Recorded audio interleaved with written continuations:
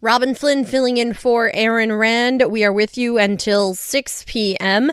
Ever since the pandemic, tattoo artists are saying that there are more and more tattoo artists popping up and that now the market is completely oversaturated.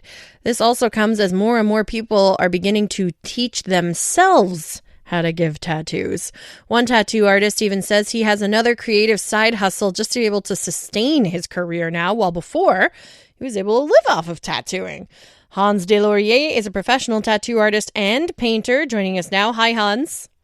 Hi, how are you doing? I am well. Now, I have several tattoos myself that I've received from different artists over the years. So I'm a huge, my most recent tattoo I got just a couple of weeks ago. I got my daughter's name on my arm. It's addictive, right? You know what? I remember getting my first tattoo. I was 16 years old. My mom brought me. Very cool mom. God, okay. Yeah. Okay. And I remember the tattoo artist telling me, like, warning, tattoos are addictive. And I was like, this hurts so much. Are you insane? I'm never doing this again. And now I have like 8. So yeah, it's totally normal. yeah.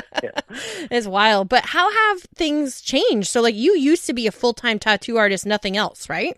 Yeah, exactly. I used to work like 6-7 days a week and like many clients per day. It was crazy back then. And since the pandemic, it started to slow down. We have a lot more work to do, and like it changed a lot lately. Yeah. Wow. Why do you think things have slowed down? Is it because there's more people doing tattoos or less interest? I think the interest is still there. Like trends are changing for sure. Like the new generations want smaller things, different things, and the economy is slow too. So tattooing is getting tattooed is a luxury. So for sure it will slow down. I don't think the interest will be like everyone will be interested in tattoos forever. Like it's been there forever, so it won't change. Yeah. It's just nowadays we have to do more like marketing, branding, and like all those stuff that we didn't need to do before, like maybe 5 years ago that much. So yeah, I mean, my cousin is a tattoo apprentice right now. She's not just DIY learning to tattoo. She's doing it right.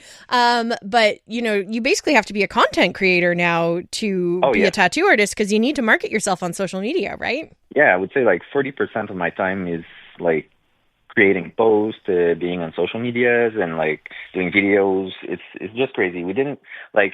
I would say probably 5-6 years ago, we had to just post at the right time on Instagram and it would do the work by itself. But now it's really not like that anymore. So it doesn't help for sure. Yeah, the algorithm is a tough game to play. Plus, like you mentioned that the tattoo artist market is oversaturated. Social media is oversaturated. Everybody's posting now. Exactly. Yeah. So you have to put a lot of effort to just like stand out and brand yourself and be like something people want to see or be able to see because of the algorithm. So it's just getting crazy. So I can feel like older artists, like 40 years old or more than that, will be like overwhelmed by all of this compared to the new generations that are 20 years old and like they grew up on TikTok maybe. So, yeah, they grew up on TikTok. My God, you're making me feel old, Hans. I'm only 30 years old and I feel old too. So. Yeah, oh my God, when social media moves fast, it's hard to keep up. So what do you think of this new wave of tattoo artists who aren't doing traditional apprenticeships? They're just, maybe going on YouTube and teaching themselves. Like, listen, I could watch a tutorial on YouTube on how to repair my toilet. That doesn't make me a plumber. No, exactly. I mean, I was a DIY tattoo artist like 12 years ago, maybe 14 even, like 14, because I started at 16 years old, trying to find infos on the internet. It was not the same back then. Like just buying a machine was not that easy. You had to find a underground website, buying a machine, trying to get stuff. So it was harder to do. So we were like, it was not that intense like compared to the COVID where people buy a machine on Amazon and all those stuff. So I'm not against it. Like you have to start from somewhere, but then you have to move to a shop, find a mentor, and like just to do things clean. I mean, it's not just about bad drawings or bad tattoo. It's about like health too. So that's my main concern mostly. Yeah, after that, like I was just going to say, like, I don't think a lot of people realize all of the measures that go into place. Like, I think they're like, wow, they changed the needles, so that's safe. But they're, you have to have like covering on your tattoo table. Like, what are some of those health measures maybe people should look out for to make sure they're choosing a good artist? Actually, we have in Quebec, but mostly everywhere. But in Quebec, there's a course that you can get online or in person, and it's the bloodborne pathogens course. Yep. So you get like a certificate, but it's not necessary. So that's the problem here compared to other provinces. And so it's mostly free for all. So you can just start tattooing in your basement, and that's a problem. I mean, if there was too much rules, that would be another problem, like in Asia and whatever. But here it's just too loose, so anyone can start tattooing and put life at risk. And like, there's more. It's not too bad to have a bad tattoo. It's sad for sure, but you just want to be safe. So that's the problem right now. And then if you're bad at tattooing, like, there will be a natural selection. You won't get clients. So at some point, I'm not scared of them. It's just, the info is so accessible, and there's not enough regulation, I mean, probably. Yeah, absolutely. And it's important to inform yourself. So I guess what's some advice you would give to potential clients to sort of vet their artists? Like, should you be checking Google reviews? Because it's not just about like pretty Instagram pictures, right? No, exactly. It's more than that.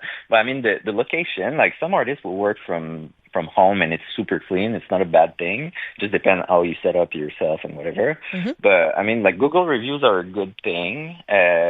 Probably like, the followers have a meaning. Usually, it's not like all of it, but you can see from like people talking about the artist. Like, if you're into tattoo, you'll hear about stuff about many artists. So just get some recommendation from someone, or that could be an advice I would give.